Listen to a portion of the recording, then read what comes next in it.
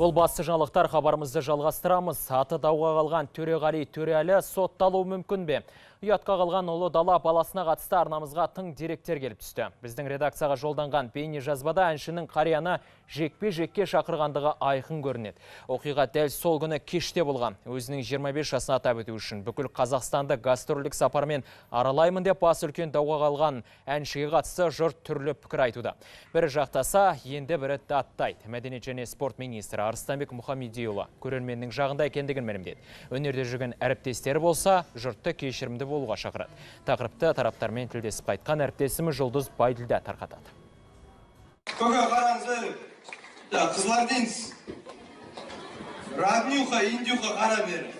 Бірнеше күннен бері әлеуметтік желілерде желді ескен Төреғалидің бұл кеші Павлодарда өткен еді. Атышулы концертте елмен суретке түсе бермей, ән айтуда талап еткен қарияны әнші ақыры залдан қуып тынған.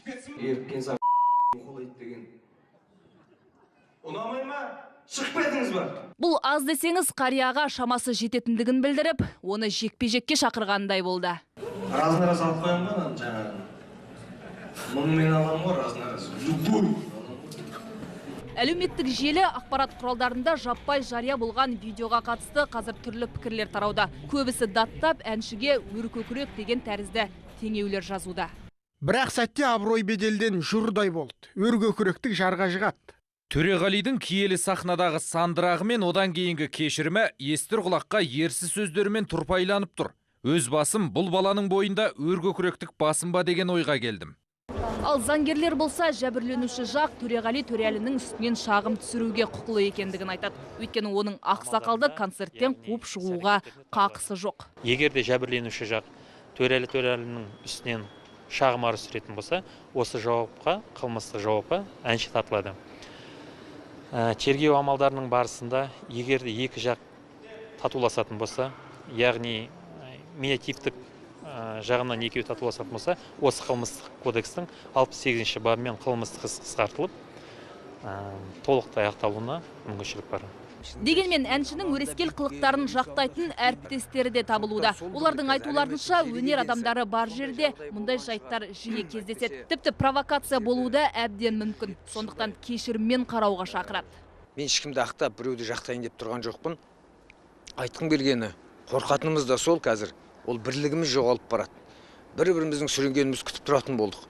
Оның керегі емес, қателеспейтін жақ болмайды. Сүрінбейтін тұяқ болмайды, қайта-қайта айтсақ та. Сондықтан бірімізге кешіріммен қарайық.